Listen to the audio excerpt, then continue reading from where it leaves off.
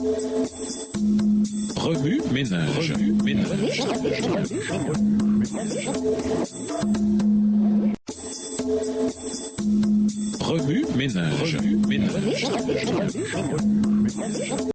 Bienvenue à votre émission Remue ménage. Nous voilà à la leçon de lundi. Interpréter le sceau. De tous les commandements qui servent de signe extérieur de notre allégeance à Dieu, le sabbat est sans doute le plus visible. L'observation du sabbat, qui met l'accent sur les bénédictions de Dieu, sur son œuvre de sanctification et sur notre repos, voir Genèse 2, verset 3, crée de nombreuses occasions de partager notre foi. Chaque fois que nous demandons à notre supérieur un arrangement pour le sabbat, chaque fois que nous déclinons l'invitation d'un ami à un événement le samedi, ou que nous demandons à une personne de travailler sur notre propriété un autre jour, nous déclarons que Dieu est la priorité absolue dans notre vie. De plus, comme la plupart des chrétiens ne comprennent pas les bénédictions découlant de l'observation du sabbat du 7e jour, l'observation du véritable 7e jour biblique révèle aux autres croyants l'importance que Dieu accorde aux Écritures plutôt qu'à la tradition, à sa loi plutôt qu'à la nôtre. Le sabbat étant exceptionnellement relationnel et visible, il n'est pas surprenant que la Bible le mette en exergue. Voir Ézéchiel 20, verset 12, en tant que signe ultime de notre allégeance, au-delà même des autres commandements. Mettre nos propres œuvres de côté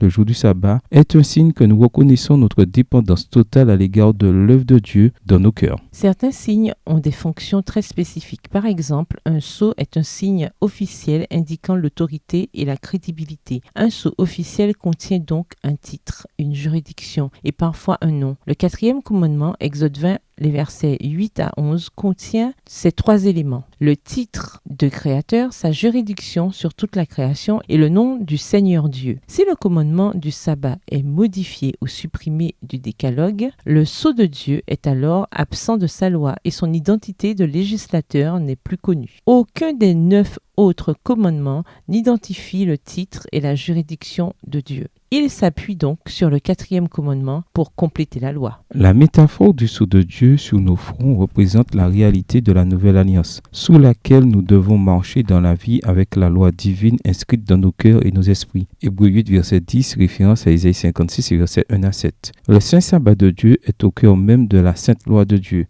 Il est donc logique que Satan suscite la haine la plus amère à l'égard de cette pièce maîtresse des commandements de Dieu. Plus l'hostilité à l'égard du sabbat augmente, plus les vrais observateurs du sabbat se distinguent par leur loyauté envers le Créateur. Le sabbat du 7e jour est le sceau spécial et officiel que Dieu appose sur le front de ceux avec qui il entretient une relation d'alliance. Ézéchiel 20, les versets 12 et 20. Ce sceau est un don et une œuvre de Dieu. Personne ne peut se sceller ou sceller quelqu'un d'autre pour l'éternité. Seule la puissance du Saint-Esprit le peut. Éphésiens 4, verset 30. Remue ménage. Après avoir regardé votre texte écrit et annoté, quels éclairages particuliers vos notes semblent-elles indiquer dans l'ensemble? Quelles questions émergent après l'étude de la leçon d'aujourd'hui? Quelle partie trouvez-vous difficile? Quels autres principes et conclusions découvrez-vous? Comment le sceau de Dieu sur le front se traduit-il dans la vie d'un individu, dans la vie d'un groupe de croyants? Au revoir. Et à demain si Dieu veut.